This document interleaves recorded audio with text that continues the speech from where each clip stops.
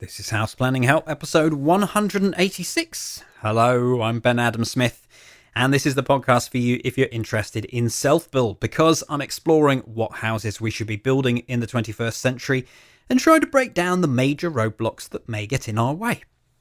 Coming up, it's another solo session with a few audio clips thrown in as I discuss windows. Before we get going, though, I have bought a new car. Well, actually, I haven't bought a new car. I bought a second-hand car. I thought I'd share with you some of this process because, as far as I'm concerned, it's part of my overall impact and quite a significant one, isn't it? When you think about travel and what that contributes to the planet. If we fly a lot, that's another bad one, isn't it? So we've been a one-car family for the last 5 years. I feel pleased about that, but we were living very centrally in a town, and so walking anywhere was easy. And we always say this, don't we, that if you can build a new house in a central location like a town, that's the way to go. I've tried to do that in my local town, and there are just very few opportunities, and when they come up, they're snapped up. So begrudgingly, we're the two-car family now. We're a little bit further away as well, and then when we move into our new house, we'll be in a village, so we'll be isolated there. But I've tried to do the best I can with the resources that I have, and you're up against the usual constraints, one of them being money. Yes, because we're trying to save all the money to go into the house. So we put aside a budget of £13,000, and my gut feeling is that an electric car would be the way to go if we could afford one. We also had time as an issue on this particular decision because we just didn't have much of it. Our baby girl was on the way. We've now got, he's just turned 3, a 3-year-old. So we've got the 2 kids, and that means there are a fair few practical considerations as well. Room for a pram, and it has to be a safe car. However, I'm quite pleased with what we've decided. If you're into cars, maybe you'll say, Ben, you've made a poor decision, but we've gone for a hybrid. It's a Toyota hybrid, and it gives me a little taste of electric. Particularly, I enjoy the bit where I leave the house in the morning and it glides off. There's no noise. And when you're sitting in a traffic jam as well, we've gone automatic. I think the rest of the world goes automatic, but in the UK, for some reason, we love manual cars. Well, I think I love automatic cars, and definitely all my cars from now will be automatic. One thing that I find this with every car I buy, and I don't know whether you can share this with me too, that when they promise this miles per gallon, if you're still using a car that needs to be fueled, not electric, they claimed 75 miles per gallon, and as far as I can make out from all the indicators on the car, it's only doing 55 miles per gallon. That's a big difference, isn't it? So I'm wondering at some point down the line whether I try and organise an episode that looks at cars, because if you are going electric, you're going to need all the charging stuff at the house, other things that perhaps we should consider as well. And the person that I've got in mind, you might have heard of him already, the host of the Fully Charged show on YouTube is Robert Llewellyn. He's done all sorts of other things too. Red Dwarf, if you're a comedy fan, you might have watched that. Also Scrap Heap Challenge, he was the presenter on that show. But I just think I've interviewed him before. He's a lovely guy and he must know his stuff, particularly when it comes to electric cars. So that's one where I might sneak away from my remit of housing. Let's get into today's episode on the subject of windows. And this has really come about because of a disagreement between me and my wife over our windows. So we'll touch on the story in a moment. I will say a couple of things. First of all, this probably won't be as balanced as it should be. That's the disclaimer here. It will be more of my side of things. And also that at the heart of it, it's not a dig at my wife. This is actually something really important here. This has wider implications. And I think our history and our housing experience has a strong grip on us. And sometimes it's really difficult to step back. I've been doing these podcasts for 5 years now, believe it or not. And I really feel the whole time I'm growing. And that's what I love about it. And I hope that as I continue to do this, I will continue to grow. But I wonder whether my wife is perhaps of the mindset that I would have been 5 years ago. And I'm trying to show her what I can see now that I wouldn't have been able to see 5 years ago. Take her on that journey, make it a transformation from A to B. And at the moment I'm failing. So let's dig into the story. We're busy specifying our new house, and that means everything from how it's going to be built to the fixtures and fittings and what kitchen we go for. You see, this has got a white limestone floor with white units. That's not bad. I definitely prefer that. Yeah. No carpet in the kitchen. I'm not coming up with anything else to put on this list. I've got this type of floor, but that looks a little bit utility. Looks like it's the sort of floor in an office kitchen. But I quite like the units are good again. Love the white gloss units handle. There's pale worktop and grey flooring. It's a nice contrast. Mm-hmm. These ones have units, but they've made them go right up to the roof. I think it either needs to go right up to the top or not at all. We've had plenty of conversations like this, staring at computer screens or poring over brochures. The idea being to try and make some of these decisions. And it's not always easy. I find myself sometimes looking at the things I don't like because that helps to narrow it down. The more detailed we are here, the better, because this information goes into the tender document. And so long as we don't change our minds, the financial forecast for the project will be accurate. There's also another pressure here, that of time, because Chris and his team, they want to get working on this and they need input from us. And then we want to get moving because we're paying out rent every month. We're living in this rental property. And it's at moments like this when you think, why were we not better prepared for this? We knew this would be coming. I think you just get focused on planning permission and just wanting that to happen. And maybe to some degree, I was enjoying that space of not having to think about the house project too much.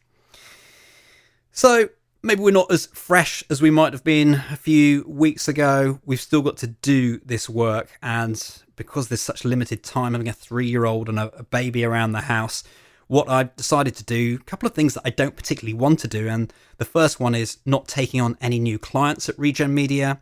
And the other one is I've missed a few podcasts. If you've been counting, you might have noticed. And I hate doing that. I really want one out every week. That is because I'm trying to focus on this specification. And if we do this, we can get moving. Any delays here, we just don't want it. So let's get a bit of context now on how windows fit into the equation here. We're building to Passivhaus standard. We know thermal performance is important. And we're on the phone to Chris Parsons, who's the boss at Parsons and Whitley. Initially, we're now talking about insulation for our masonry build project. You can get 037, 035, I think it is, and 032. And 032 is about twice the price of 037, but obviously performs much better. So we would like to use a 150 cavity with the 037 rock wall in that cavity, fully filled. And that's one of the things that Tamsin's got to play with, depending upon which window we put in, whether we use a better performing insulation in the cavity. That's where we're at the moment in working out how to build your house. Hopefully you got the gist of that Tamsin is filling in all the details in the Passivhaus planning package. And it's always a little bit of give and take. Everything's got to balance at the end. So getting high performance windows should allow us to buy that cheaper insulation. We've also found that the trouble with buying Passivhaus products is there doesn't seem to be a massive choice. There's a good choice, but not a massive choice. However, here's something that's worth remembering. We have used a range of different windows on our properties, and you don't need to use a certified Passivhaus window in a Passivhaus, but we do need to have independent testing of the performance of the window so that we can model it properly.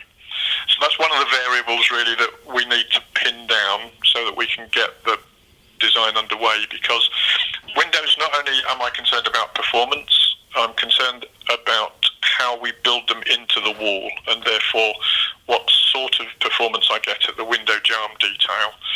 So that all becomes quite critical. So once we've chosen a window, I want to design for that window and we want to build that window. So it is important to get that one nailed down fairly quickly. And getting this nailed down quickly is not somewhere that we are at the moment. On the whole, I'd say Kay and I do work well together. There's give and take. We also like a lot of the same things. I'm also not that precious about the project. There are aspects that are important to me, but they're things like achieving Passivhaus so that we've got that comfort, that healthy environment. That's number one for me. Also, The windows, funnily enough, are one of those things that I was looking forward to. It's not the end of the world, but I just think it's such an opportunity. They're a really good size. They don't have any mullions or transoms going across them. And that means there's going to be a much better connection to outside. So I thought Kay was happy with this. We've obviously worked through the designs together. But when we've got to this specification point, she thought that we could just replace the windows with the ones that we wanted, which we have decided are different things. I like those big windows, and she would like to divide them up a little bit more. So we disagree, and of course we're going to have to work through this somehow. I'm not sure how, but we're going to have to do it. Chris is not our counsellor, but obviously he wants to help us if he can, and I just wondered whether he could explain a bit more about why the designs are for these windows with a small frame and the majority of glass. We want to insulate the frame as much as we can. The frame is the weak point generally in a window, so we want to insulate that, which means that you don't see very much of it on the outside, because we will normally wrap something over the face of the frame in order to help the performance of that arm. The next most important thing for us really is to maximise the performance of the window through the solar gain through the glass. So we want more glass, less frame in the way, because the more glass we have, the better the performance of the window. So when you start dividing them up with mullions and transoms and everything else... What's a mullion? A mullion is a dividing piece in the window, going vertical, and a transom is one going horizontal. Mm-hmm. As soon as you start putting those in the middle of the window, as it were, breaking the window down into lots of different panes, you now can't insulate that frame, part of the frame, by wrapping anything around it. So that becomes a weaker point in the performance of your window. And of course, you don't now have glass. So the more stuff you put in the window starts to affect the performance of the window. No, that makes sense. And I'm not looking at, I really, really like Georgian windows that have, a grid down it with 8 panes, but that won't suit our house. So that's not the sort of thing I'm looking for, because we don't have a Georgian style house. No. I'm more looking at like a triple framed window at the most, or even just one. So by that you mean broken it down into what we would call 3 lights? Yeah, or even 2. But what I don't like is one great big single pane. But I think if you could live like that, you would actually realise what a huge benefit it would be. But that's a performance window. If that is a triple glazed window, performance is green building stores, cost-effective range for retrofits and low-energy new build projects. It's got a U value of 0.85. What it does do, though, is because there's less glass and more frame, the number you quoted me there is simply what we call the centre pane U value. So it's like a typical U value for that window. Right. What we actually model is the amount of glass and the amount of frame in every single window is what we model into PHPP. And what you find is the more frame that you put in and the less glass that you put in, the worse performance you get. Yeah. That's not to say that we can't do it, but you need to understand the rationale, if you like, behind it. The other thing, I suppose, to point out is that because these windows are made with an insulated frame, the frame sections are sometimes quite large. So when you put that central mullion in to divide it into 2 or 3 lights, they're quite wide, so they're fat and chunky. Right. And that looks a little odd when you haven't got the same fat and chunky appearance around the edge of the window. So you kind of got this very thin sight line around the edge of the window where it's built into the wall, but then you get a big fat chunky mullion or transom or whatever going through the centre of the window. And that, I think, aesthetically, that can start to look a little odd. So there's that, and then obviously there's the amount of daylight and views and everything else, but you're probably familiar with those arguments. Yeah. I'm going to struggle to help you with this because it is a stylistic, aesthetic thing with some performance implications. But I do think it's important that the house looks as old as possible, and then you're going to have very modern-looking windows, which won't work. Because when I look at houses, it's quite often the windows and doors that ruin a house because they haven't matched to the style of the house. So I'm not really... Don't feel you have to wade in here, Chris, but I just thought it would be good for her to hear. I may not, but the only thing I would say is I'm not trying to build you a house that looks as old as possible. The picture I have in my mind is a contemporary house that's using traditional form and traditional materials because they're the sorts of things we've talked about and that you like. But I think the thing that would make it just feel a little subtly more modern will be the window frame and the way that window sits in the wall. This is not something that we've resolved yet either, and we've more work to do because we do need to come to a decision. I think one of the action points could be to check out some more examples. I've been lucky enough with my filming and with the podcast that I've seen probably way over 100 different properties, so I've had a chance to warm up to different windows and get used to it, whereas Kay hasn't had that, and I can understand that looking at a building, they do look different. The other thing is to get all touchy-feely with some windows at an exhibition. And it's slightly unfortunate that this is the middle of summer, the holidays, and there aren't too many exhibitions going on at the moment. So whether we have to hold off for a few weeks, I think it would be worthwhile though.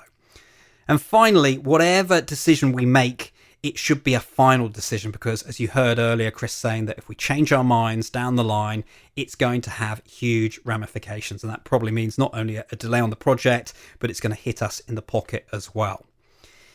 If we do end up dividing the windows with mullions, because as I say, we have to come to a decision, I will always look at this building and just not understand that bit. And I suppose that's a little bit about today's podcast, that I feel I need to document. This is part of the journey, and up until now, everything has made sense.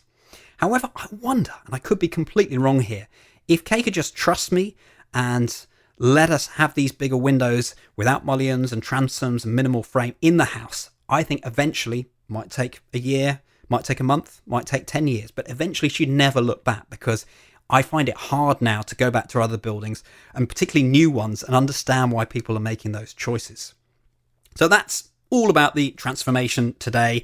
And I've included this not to have a go at my wife, because I think we're doing pretty well overall, but really because it goes way beyond our build. This is endemic in construction, certainly in this country. We've got a lot of fantastic period properties. We just can't seem to move forwards, can we, into what the future is all about. Anyway, in the show notes today, what I do want to do is include a photo that was shared to me on Twitter, and really it does a brilliant job of just showing some of the craziness. It's a window that's divided in half, so it's just got that mullion or frame down the middle, and then it shows that same window with the glass taken out and pushed into one corner. And what you see is over half of the window is in fact the frame, and that means half the light. I think this photo is such a good one. Whoever took it, well done to you. Check it out at houseplanninghelp.com/186. There's something else of interest too, because I'm going to embed a video from our Eco Design 101 course. And it's a couple of years old, but it was made at the time when I felt that I had made this leap forward and was just more open in my approach. If I went to something that my gut reaction is, oh, I don't like this, just trying to say, well, no, let's just look at it, let's understand it a little bit more. And that's one of the emails in this Eco Design 101 course. The idea of this course, it's a 10-part e-course, it's free, is that I'm trying to give you my best tips, just one tip in each email. They're not things that are so impossible to grasp. It should be really quick for you to see. I've got some of our videos lined up there, so if you just click through, you can watch these videos, and hopefully they will help you on your own house build journey. houseplanninghelp.com/tips if you want to go directly there, or we'll embed it into the show notes. That's your lot for another podcast. Thank you for listening. Hope you enjoyed it. Any feedback, just put it into the show notes. The House Planning Help podcast is produced by Regen Media, content that matters.